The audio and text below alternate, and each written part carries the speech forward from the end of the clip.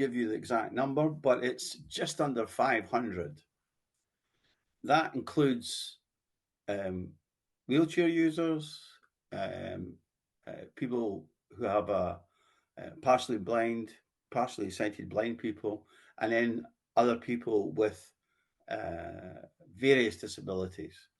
And in each case, they may have a personal assistant. But I also have some people who are disabled who don't have a personal assistant for one reason or another.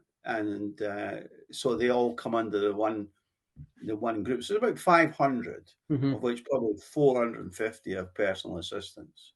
And it's grown. And that, in terms of our season ticket numbers, in terms of the percentage, it's just slightly below what the percentage is population-wise, which is what you would expect. So, you know, we're doing quite well. It might seem a big number, but when you look at the percentage of the population of the country that has a disability, it's actually higher.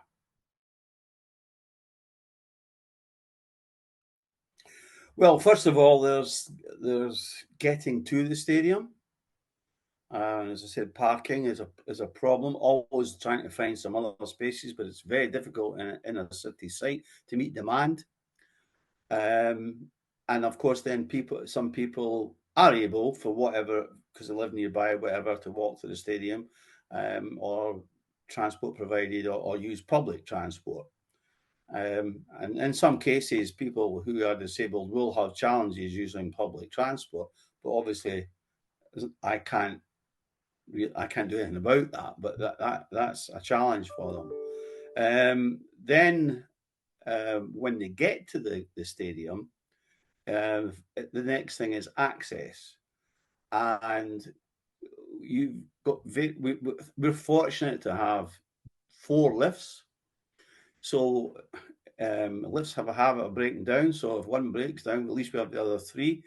And so that we have a lift, we have escalators. So that makes it easier for wheelchair users and people with mobility issues to get into the stadium and out again.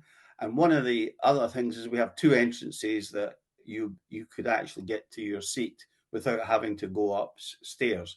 Every seat is accessible by at least 1 step, but in terms of you can get in and out of the stadium without having to use stairs from the one back of the stand down to the ground level. And then when on access for to the stadium, I mentioned people, especially young children that have autism. One of the things that can be a problem for them is going through the turnstiles, because it's claustrophobic and they feel very nervous about that. So we have a system in place where we make sure they can use, suitable gates in and out of the stadium.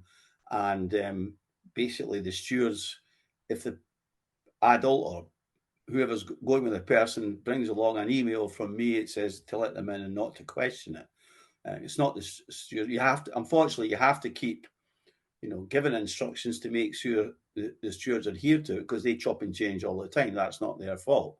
But one of the important things is that they don't ask questions. Why should you come in this way?